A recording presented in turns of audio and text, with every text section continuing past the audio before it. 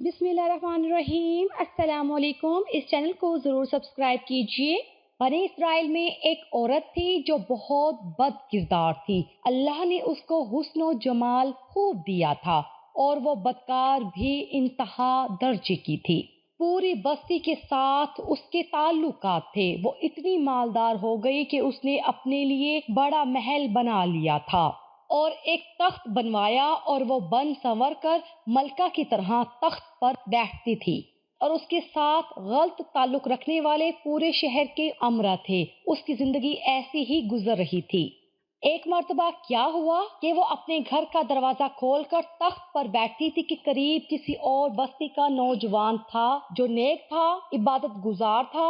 वो उधर से गुजरा और गुजरते हुए अचानक जो उसकी नजर उठी तो उस औरत पर जा पड़ी और उस औरत की ऐसी तस्वीर उसके दिल में छपी कि वो आगे तो चला गया मगर उसका ध्यान उधर ही भटक गया। फिर वो मुराकबा में, जिक्र में, तस्बीहात में, तलावत में जब बैठता तो उसका दिल ही नहीं लगता था। उसने रोजे भी रखे लेकिन ख्याल ना निकला। उसने अपने आप को तकलीफ भी पहुंचाई, कई कई दिन अपने आप को भूखा प्यासा भी रखा मगर उसके दिल से ख्याल ना निकला।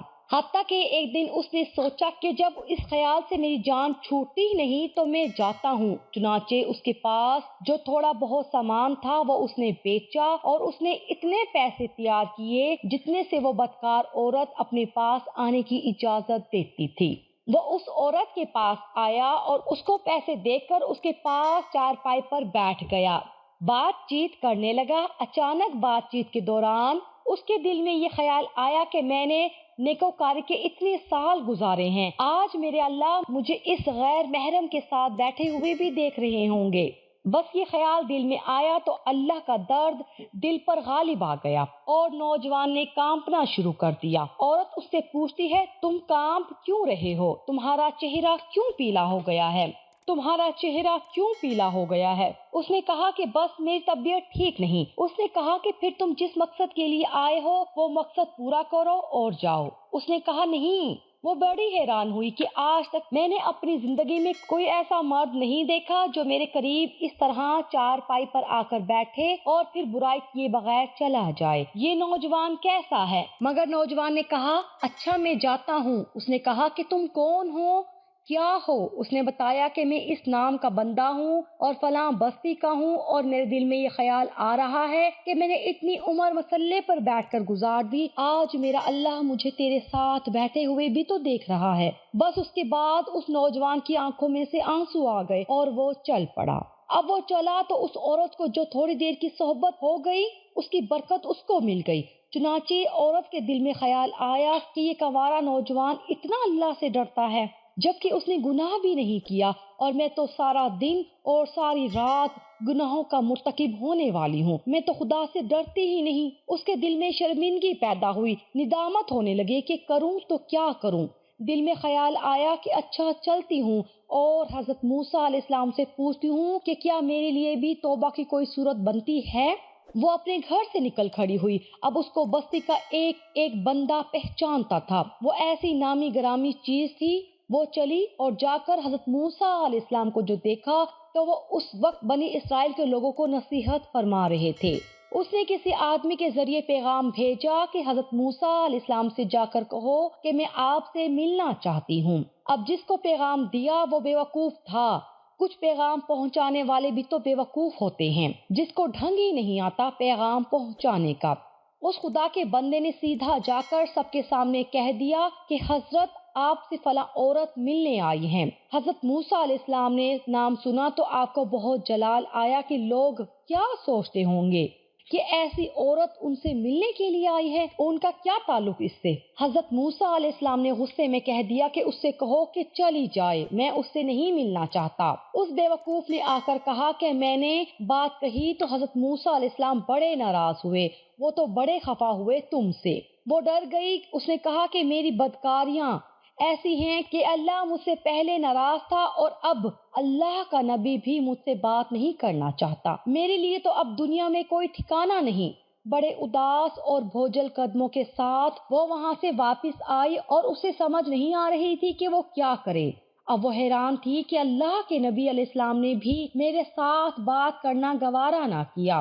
میں اتنی گری ہوئی چیز ہوں کہ وہ بات کرنا بھی نہیں چاہتے۔ چنانچہ وہ گھر آئی اور اس نے گھر کی کنڈی لگائی۔ اس نے اپنے کسی بڑے سے سنا ہوا تھا کہ بندہ جب اپنے رب کو منانا چاہے تو اس کو چاہیے کہ اس کے سامنے سجدہ کرے، چنانچہ اسے اور کوئی طریقہ آتا نہیں تھا۔ گھر کی کنڈی لگا کر ایک جگہ اس نے اللہ کے سامنے سجدہ کیا، دل سے یہ کہا میں تیرے سامنے جھک رہی ہوں خدا، میرا کوئی نہیں اللہ تیرے سوا۔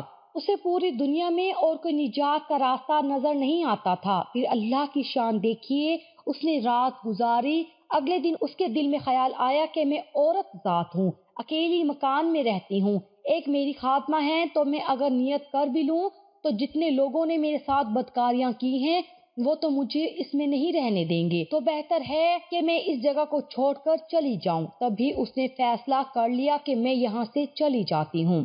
اس نے اپنے آپ کو ایک سادہ سے کپڑے میں لپیٹا تاکہ کوئی کپڑوں کو اور حسن و جمال کو نہ دیکھیں کہ یہ کون جا رہی ہے۔ پھر اس نے سوچا عورت ذات ہوں، کہاں جاؤں؟ دل میں خیال آیا کہ وہ جو نیک نوجوان تھا جس کے دل میں اللہ کا اتنا خوف تھا کہ وہ اللہ کے ڈر سے کانپ رہا تھا، کیوں نہ میں اس نیک بندے کے پاس چلی جاؤں اور اس کی خادمہ بن کر رہ جاؤں، ممکن ہے کہ وہ مجھے نکاح میں ہی قبول کر لے۔ یہ اس بستی کی طرف چل پڑی۔ چنانچہ ڈھونڈتے ہوئے یہ اس بستی میں اس کے گھر پہنچی اور گھر والوں سے کہا کہ میں فلاں بندے سے ملنے کے لیے آئی ہوں۔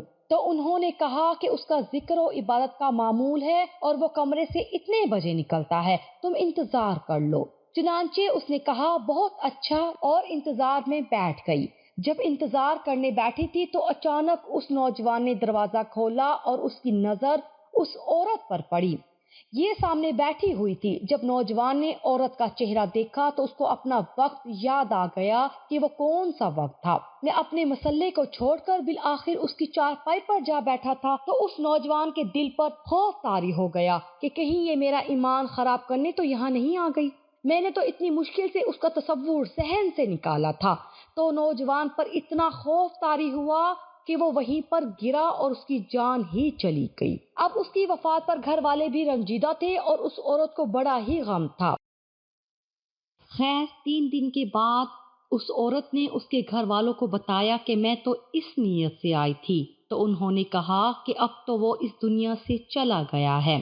اس کا ایک بھائی ہے، اگر تم مناسب سمجھو تو ہم اس سے پوچھ لیتے ہیں، اگر وہ تمہارے ساتھ نکاح کر لے تو تم اس کے ساتھ نکاح کر لو۔ اس نے کہا ٹھیک ہے۔ جب بھائی سے پتہ کیا تو اس نے کہا ٹھیک ہے، اگر پہلے یہ ایسی عورت رہی ہے اور اب توبہ کی نیت کر چکی ہے تو میں اس کو اپنے نکاح میں قبول کر لوں گا۔ اس عورت کا اس بھائی کے ساتھ نکاح ہوا اور اس عورت کو اللہ تعالیٰ نے 7 بیٹے عطا فرمائے اور وہ 7 بیٹے بنی اسرائیل کے اولیاء میں سے گزرے۔ ایسی بدکار عورت بھی اگر توبہ کرتی ہے تو اللہ تعالیٰ اسے 7 ولیوں کی ماں بنا دیتے ہیں۔ وہ مولا کتنا کریم ہے۔ توبہ اور ندامت کے اللہ تعالیٰ نے انسان کے لیے دروازے ہمیشہ کھولے رکھے ہیں۔